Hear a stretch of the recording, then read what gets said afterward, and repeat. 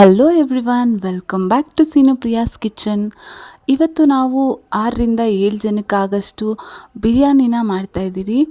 Last ವಿಡಿಯೋದಲ್ಲಿ ನಾನು ನಿಮಗೆ ತೋರಿಸ್ಕೊಟ್ಟಿದ್ದಂತಹ ಬಿರಿಯಾನಿ ಬಂದು ಹೊಸಕೋಟೆ ಸ್ಟೈಲ್ ದಮ್ ಬಿರಿಯಾನಿ ಆಗಿತ್ತು. ಅದನ್ನು ನಾವು ದಮ್ ಕಟ್ಟಿಸಿ ಬರೀ ಸ್ಪೈಸಸ್ ಹಾಗೂ ಮಸಾಲೆನ ಹಾಕಿ ಮಾಡಿದ್ದಂಥದ್ದು. ಬಟ್ ಈಗ ನಾವು ಮಾಡಿರೋದು ಮಸಾಲೆನ ರುಬ್ಬಿ ಹಾಕಿ ಮಾಡಿರುವಂಥದ್ದು. ಬಟ್ ಇದರ ರುಚಿ ಅಂತೂ ಸಖತ್ತಾಗಿತ್ತು, ನಮಗಂತೂ ತುಂಬ ಇಷ್ಟ ಆಯಿತು. ಹಾಗೆ ನಾವು ಹಳ್ಳಿಗೆ ಹೋಗಿ ಅಲ್ಲಿ ಬಿರಿಯಾನಿ ಮಾಡಿದ್ರಿಂದ ಅಲ್ಲಿ ಎಲ್ಲರಿಗೂ ಇಷ್ಟ ಆಯಿತು. ಮತ್ತು ನೀವು ಈ ಥರ ಬಿರಿಯಾನಿನ ಟ್ರೈ ಮಾಡಿದ್ರೆ ಖಂಡಿತ ನೀವು ಹೋಟೆಲ್ಗೆ ಹೋಗಿ ಬಿರಿಯಾನಿ ತಿನ್ನೋದನ್ನೇ ಬಿಟ್ಬಿಡ್ತೀರ. ಖಂಡಿತ ಮನೆಯಲ್ಲೇ ಮತ್ತೆ ಮತ್ತೆ ಮಾಡಿ ತಿನ್ನಬೇಕು ಅನಿಸುತ್ತೆ, ಅಷ್ಟು ಟೇಸ್ಟಿಯಾಗಿತ್ತು. ಬನ್ನಿ ಈ ಬಿರಿಯಾನಿನ ಯಾವ ಥರ ಮಾಡೋದು ಅಂತ ನೋಡ್ಕೊಂಬರೋಣ. ಇದಕ್ಕೆ ನಾನು 5 ಗ್ಲಾಸ್, ನೋಡಿ ಈ ಗ್ಲಾಸಲ್ಲಿ ಈ ಮೆಷರ್ಮೆಂಟಲ್ಲಿ 5 ಗ್ಲಾಸ್ ಅಕ್ಕಿನ ತೆಗೆದಿಟ್ಕೊಂಡಿದ್ದೀನಿ. ಇದನ್ನು ನಾವು ಆಮೇಲೆ ನೆನೆಸ್ಕೋಬೋದು 5 ನಿಮಿಷಕ್ಕೆ ಮುಂಚೆ. ನಂತರ ರುಬ್ಕೊಳ್ಳೋಕ್ಕೆ ಬೇಕಾಗಿರುವಂತಹ ಇಂಗ್ರೀಡಿಯೆಂಟ್ಸ್ನ ನೋಡ್ಕೊಂಬರೋಣ. ಇಲ್ಲಿ ನಾನು 2 kg ಚಿಕನ್ನ ತೊಗೊಳ್ತಾ ಇರೋದು, ಹಾಗೆ 1.25 1.5 kg ಅಕ್ಕಿ. ಈ ಮೆಷರ್ಮೆಂಟ್ಗೆ 4 ಈರುಳ್ಳಿನ ತೊಗೊಂಡಿದ್ದೀನಿ, ಹಾಗೂ 4 ಟೊಮೆಟೊನ ಕಟ್ ಮಾಡಿ ಇಟ್ಕೊಂಡಿದ್ದೀನಿ. ಇದರ ಜೊತೆಗೆ 2 ದಪ್ಪ ಬೆಳ್ಳುಳ್ಳಿನ ಬಿಡಿಸಿ ಇಟ್ಕೊಂಡಿದ್ದೀನಿ, 7ರಿಂದ 8 ಹಸಿಮೆಣಸಿನಕಾಯಿ, ಹಾಗೂ 2 ಇಂಚು ಶುಂಠಿನ ಹೀಗೆ ಉದ್ದುದಾಗಿ ಕಟ್ ಮಾಡಿ ಇಟ್ಕೊಂಡಿದ್ದೀನಿ. ಅದರ ಜೊತೆಗೆ ಕೊತ್ತಂಬರಿ ಸೊಪ್ಪು ಒಂದು 2 ಹಿಡಿ ಆಗಷ್ಟು ಕಟ್ ಮಾಡಿ ಇಟ್ಕೊಂಡಿದ್ದೀನಿ, ಹಾಗೂ ಅದೇ ಮೆಷರ್ಮೆಂಟಲ್ಲಿ ಪುದೀನ ಸೊಪ್ಪನ್ನ ತೊಗೊಂಡಿದ್ದೀನಿ. ಇದು ಹಸಿಯಾಗೆ ನಾವು ಮಿಕ್ಸಿಗೆ ಹಾಕಿ ಮಸಾಲೆನ ರೆಡಿ ಮಾಡಿಕೊಳ್ಳುವಂತಹದ್ದು. ಸೊ ಇದಾದ ನಂತರ ನಾವು ಒಗ್ಗರಣೆಗೆ ಏನೇನು ಬೇಕು ಅಂತ ನೋಡ್ಕೊಂಬರೋಣ. ಒಗ್ಗರಣೆಗೂ ಸಹ ಸೇಮ್ ಮೆಷರ್ಮೆಂಟ್ನ ನಾನು ತೊಗೊಂಡಿದ್ದೀನಿ. ಅಂದರೆ 4 ಈರುಳ್ಳಿನ ಉದ್ದುದ್ದ ಕಟ್ ಮಾಡಿ ಇಟ್ಕೊಂಡಿದ್ದೀನಿ ಸಣ್ಣದಾಗಿ, ಹಾಗೂ 4 ಟೊಮೆಟೊನ ಚಿಕ್ಕದಾಗಿ ಕಟ್ ಮಾಡಿ ಇಟ್ಕೊಂಡಿದ್ದೀನಿ. ಅದರ ಜೊತೆಗೆ ನಾವು ಒಂದು ಸ್ವಲ್ಪ ಕೊತ್ತಂಬರಿ ಸೊಪ್ಪನ್ನ ಕಟ್ ಮಾಡಿ ಇಟ್ಕೊಂಡಿದ್ದೀನಿ. ಈ ಕೊತ್ತಂಬರಿ ಸೊಪ್ಪು ನಮಗೆ ಲಾಸ್ಟಿಗೆ ಬೇಕಾಗುತ್ತೆ, ಲಾಸ್ಟಿಗೆ ಅದ್ರ ಮೇಲೆ ಉದುರ್ಸೋಕ್ಕಷ್ಟೇ ಇದು ಕಟ್ ಮಾಡಿ ಇಟ್ಕೊಂಡಿರೋದು. ಮತ್ತು 4ರಿಂದ 5 ಹಸಿಮೆಣಸಿನ್ಕಾಯಿನ ನಾನು ಈ ಥರ ಉದ್ದುದ್ದಾಗಿ ಕಟ್ ಮಾಡಿ ಇಟ್ಕೊಂಡಿದ್ದೀನಿ.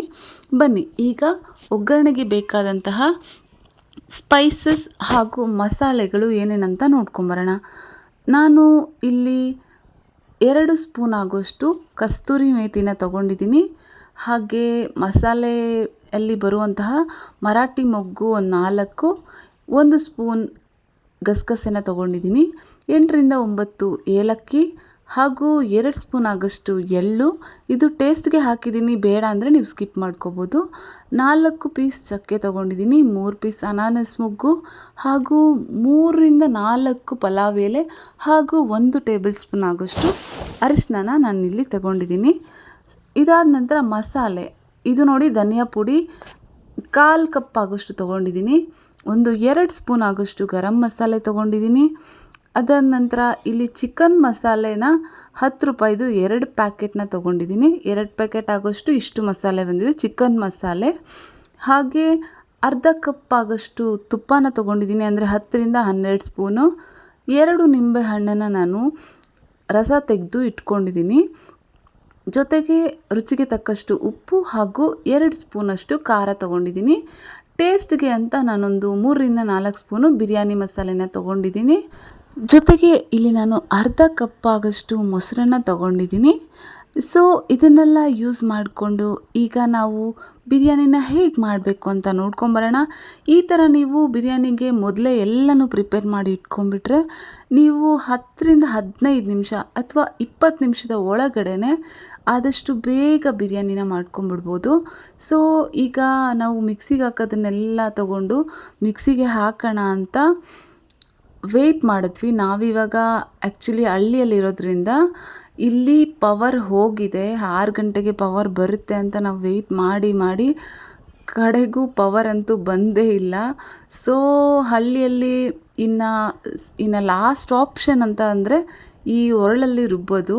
ಸೊ ಇದನ್ನು ಹೇಗೆ ರುಬ್ಬೋದಂತನೂ ಗೊತ್ತಿಲ್ಲ, ಬಟ್ ನಾವು 1 ಅವರ್ ಕರೆಂಟ್ ಬರುತ್ತೆ ಅಂತ ವೆಯ್ಟ್ ಮಾಡಿ ನಮಗೆ ಕರೆಂಟ್ ಬರಲೇ ಇಲ್ಲ.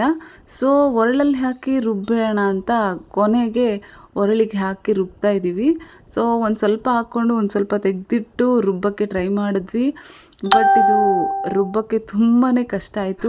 ಆದರೆ ನಿಜ ಹೇಳಬೇಕು ಅಂದರೆ ನೀವು ಮಿಕ್ಸಿಗೆ ಹಾಕಿ ಸಾಂಬಾರು ಅಥವಾ ಏನೇ ಮಾಡೋದಿದ್ರೂ ಅದಕ್ಕಿಂತ ಈ ಒರಳಲ್ಲಿ ನಾವು ಮಾಡಿರೋಂತಹ ಆ ಟೇಸ್ಟೇ ಬೇರೆ ಥರ ಇರುತ್ತೆ. ಸೊ ನಮಗೆ ತುಂಬ ಚೆನ್ನಾಗಿ ಟೇಸ್ಟ್ ಬರಬೇಕು ಅನ್ನೋ ಕಾರಣಕ್ಕೇ ಪವರ್ ಹೋಗಿರೋ ಥರ ನಮಗೆ ಅನ್ನಿಸ್ತು.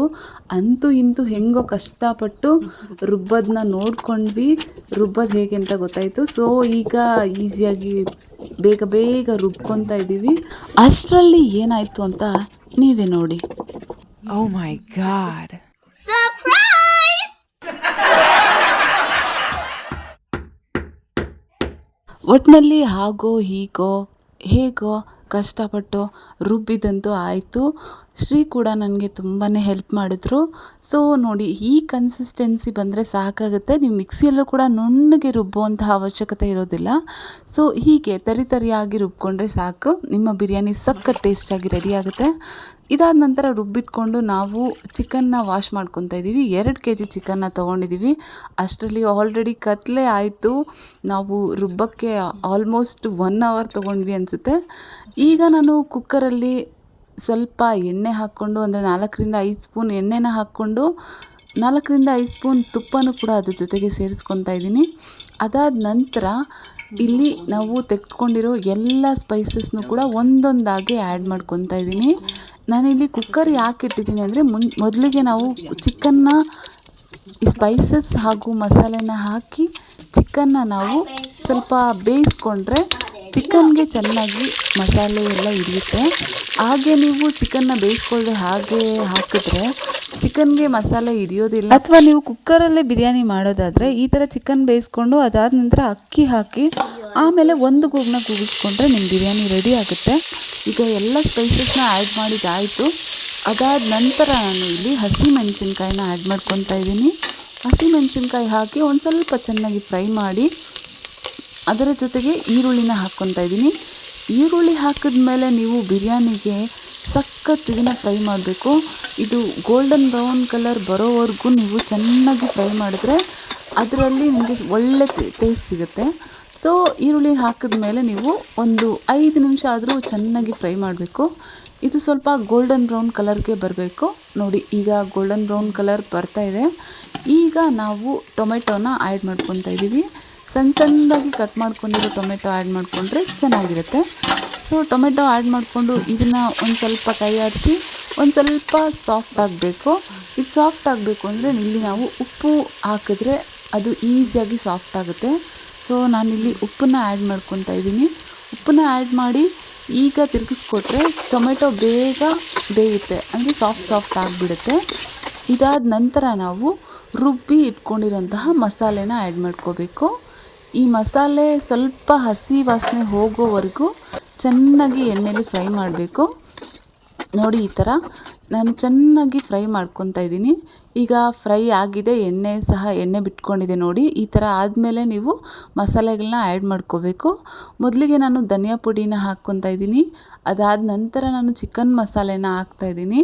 ಅದಾದ ನಂತರ ಗರಂ ಮಸಾಲೆ, ಹಾಗೆ ಬಿರಿಯಾನಿ ಮಸಾಲೆ ಹಾಗೂ ಖಾರದ ಪುಡಿ, ಹೀಗೆ ಎಲ್ಲ ಮಸಾಲೆಗಳನ್ನು ಆ್ಯಡ್ ಮಾಡಿಕೊಂಡು ಒಂದ್ಸರಿ ಚೆನ್ನಾಗಿ ತಿರುಗಿಸ್ಕೊಡಿ. ಇದು ಚೆನ್ನಾಗಿ ಮಸಾಲೆಯಲ್ಲಿ ಮಿಕ್ಸ್ ಆಗಲಿ. ಇದಾದ ನಂತರ ನಾವು ಈಗ ಚಿಕನ್ನ ಹಾಕ್ಕೋಬೇಕು. ಚಿಕನ್ನ 3ರಿಂದ 4 ಸರಿ ನಾನು ಚೆನ್ನಾಗಿ ತೊಳೆದಿಟ್ಕೊಂಡಿದ್ದೀನಿ. ಈಗ ಚಿಕನ್ನ ಆ್ಯಡ್ ಮಾಡಿಬಿಟ್ಟು ಇದನ್ನು ಚೆನ್ನಾಗಿ ಮಿಕ್ಸ್ ಮಾಡ್ಕೋಬೇಕು. ನೀರು ಆ್ಯಡ್ ಮಾಡೋಕ್ಕಿಂತ ಮುಂಚೆನೇ ಈ ಥರ ಚೆನ್ನಾಗಿ ಮಿಕ್ಸ್ ಮಾಡ್ಕೊಳ್ಳಿ. ಮಿಕ್ಸ್ ಮಾಡ್ಕೊಂಡ ನಂತರ ನೋಡಿ ಹೀಗಾಗುತ್ತೆ. ಒಂದು 2 ಮಿನಿಟ್ಸ್ ಇದನ್ನು ಮಿಕ್ಸ್ ಮಾಡ್ಕೋಬೇಕು. ಅದಾದ ನಂತರ ನಾನು ಇಲ್ಲಿ 2 ಗ್ಲಾಸ್ ನೀರನ್ನ ಹಾಕ್ಕೊತಾ ಇದ್ದೀನಿ.